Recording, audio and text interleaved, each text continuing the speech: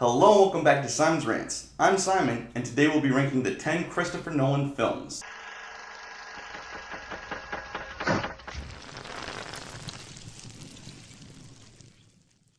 Before I start the list, I just want to mention Nolan's actually my favorite director of all time, so just because it's the worst ranked film doesn't mean I dislike it. I love all of these movies, so don't leave any hate comments, Nolanites. But that's enough for me. Let's get to this list. Number 10.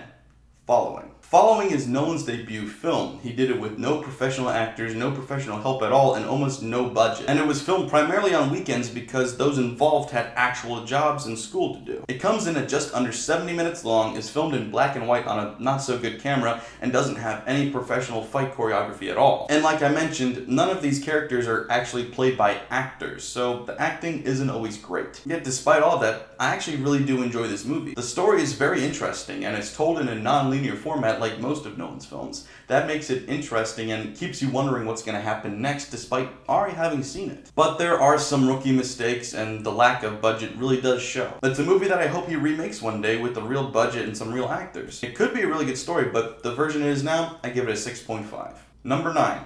The Dark Knight Rises. The Dark Knight trilogy has great casting and great moments throughout it, and this one is no exception. Christian Bale, Gary Oldman, Michael Caine all reprise their roles beautifully, and Tom Hardy has a great, although strange, take on Bane. That's a lovely, lovely voice. However, there's too many plot holes and just weird little things that happen in this movie that make it kind of a drag. It also clocks in at 2 hours and 44 minutes, which seems a little unnecessary for this plot. The script feels like it could have used a couple more rewrites, trimmed some things down, and gotten rid of a couple of plot holes. Ultimately, you'll be waiting around for the next Bane appearance, which sometimes takes a while. So you take the excessive run time and the plot holes and add a not so great performance by Marion Cotillard, not to mention one of the worst double fake outs ever, and you get that this movie lacks rewatchability, which hurts its rating. I still enjoy it, but I don't enjoy it that much. I give this one a 6.5 as well. Number 8.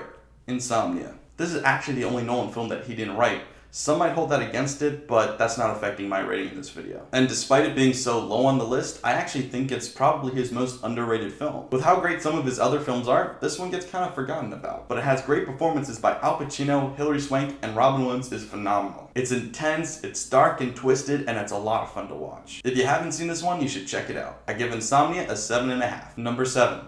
Batman Begins. Batman Begins gets forgotten about because of The Dark Knight, but it is still a very good movie. But also like The Dark Knight Rises, it suffers from some silly plot holes. However, unlike The Dark Knight Rises, I never feel bored during this film at all. This one is much more rewatchable, the characters are much more relatable, and the whole thing feels more fresh. Christian Bale is on the top of his game, Liam Neeson is great, Michael Caine is great, Gary Oldman is great, the entire cast is phenomenal. The only real critique I have with this movie is I feel like it could have done a little bit more, but what it did was still great. I give Batman Begins an 8. Number 6, Interstellar. This film is actually very intelligent, and if you have any questions about the science, you can actually look it up. It's all been verified and it's all been talked about. Granted, it is science fiction. It isn't proven science, but it is science fiction that does add up. This movie also tackles the subject of emotion very maturely and very intelligently. It approaches love like a scientist would. It sees it as a force of nature that we're still studying and trying to understand. That's fairly unique, and so is the rest of this film. It gets compared to 2001: A Space Odyssey and several other space films, but it's still its own unique story. It's got great visuals and great sound. The sound is worthy of an Oscar in of itself.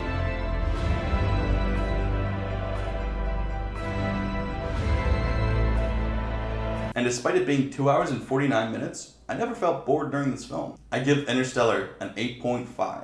Number 5, Dunkirk. Dunkirk is Nolan's shortest film since his debut film Following. It's only an hour and 46 minutes and has very little dialogue. I feel like both choices were deliberately made by Nolan to respond to his critics. Many critics claim that Nolan didn't know how to correctly manipulate a runtime. They also said that he didn't know how to tell a story without exposition through dialogue. This movie proved both of those theories wrong. The film is under 2 hours and does most of its brilliant storytelling through visuals. And every time that there is dialogue, it matters even more. And sometimes the non-linear storytelling format is overused and done unnecessarily, but in this film, it's done perfectly. The whole point of this movie was to give you different perspectives of what this event was like. So to have it told from different angles at different times really helped you understand what it was like for different characters in different positions throughout this time. And that's all wrapped up beautifully near the end of the film with the dialogue between the two soldiers. You have two soldiers who had just been saved, going from the boats to the train. On their way to the train, however, there's a blind man handing out supplies to them. One of the soldiers takes the time to realize that the man is blind but is still choosing to help them, whereas the other just notices that he won't look at him. That creates two completely different perspectives based off of the same event. And that's the beauty of this film, is that it understands that and conveys it perfectly. I give Dunkirk an 8.5. These next 4 films, rank them however you want, they're all great. This is just my opinion.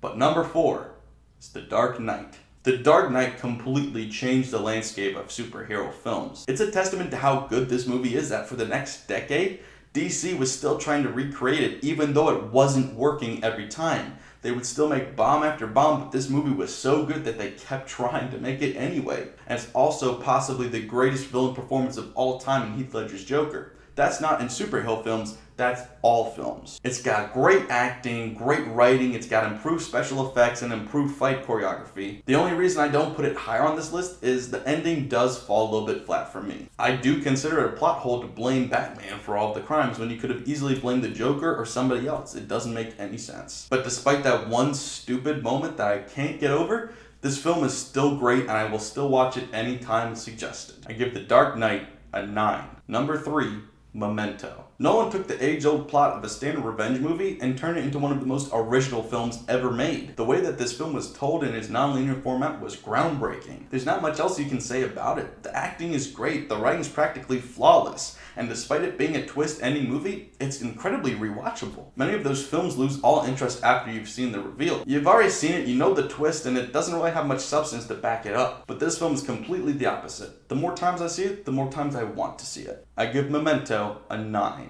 Number 2, Inception. Inception is another Nolan film that gets knocked for being too similar to other kinds of movies. They say it's the dream within a dream, so it's this kind of Matrix type scenario, but it's not even comparable to the Matrix. There's nothing in common other than the fact that they're asleep. And the fact that it uses so many practical effects means that it will hold up a lot longer than the Matrix did. And the fact that it didn't have 2 crappy sequels, that helps a lot too.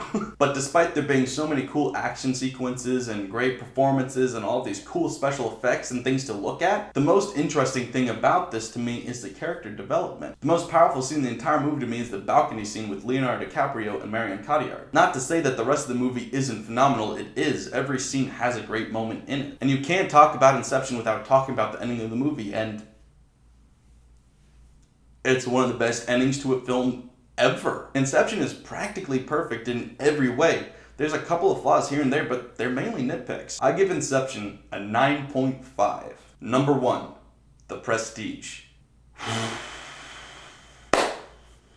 What do you say about The Prestige? It's got a phenomenal cast with Christian Bale and Hugh Jackman, Andy Serkis, Scarlett Johansson, Rebecca Hall, Michael Caine, David Bowie. They're all phenomenal. Every scene is so strategically laid out and so perfect and so just beautiful to watch. It's got some of the best writing I've ever seen in a movie, and the ending is so brilliant that I was confused by it for the first couple of viewings. But every time I've watched it, I've enjoyed the movie more, and I get something new out of it every time I watch it. It's one of the best movies I've ever seen, one of the best movies of all time. I give The Prestige a 10. This movie is honestly perfect. I can't think of any critique to say about it. It is amazing. I know that no movie is technically perfect, but this film, from an artistic standpoint, is perfect. So that's my ranking of Nolan's films. What do you guys think?